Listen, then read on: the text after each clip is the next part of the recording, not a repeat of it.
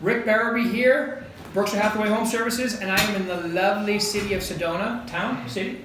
Whatever. Town of Sedona. Sitting here with Padraic Hawley, our wonderful manager from up here, and both of us just back from the convention. So, Padraic, give me an idea. Maybe your top 2 ideas from the convention. What would you say? And think like a real estate agent. Like a real estate agent? You are a real estate agent. One of them was teams. Okay. Like, and how to coach teams, because leaders, what I learned, aren't born, they're taught. They're taught how to lead. So a lot of the times a team leader is maybe not a leader. They're a great realtor and a great salesperson.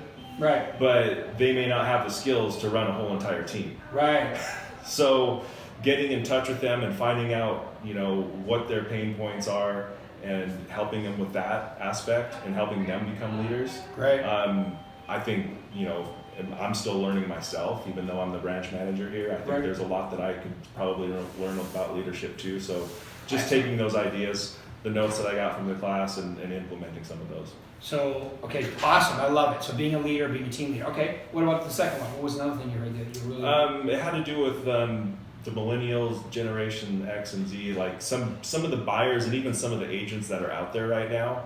They, like, for example, Generation Z is what they're calling them. Yeah. They don't even remember a time before Uber. Right. So they're used to a lifestyle of going to their phone, ordering a car comes and picks them up. They don't even give the guy any money.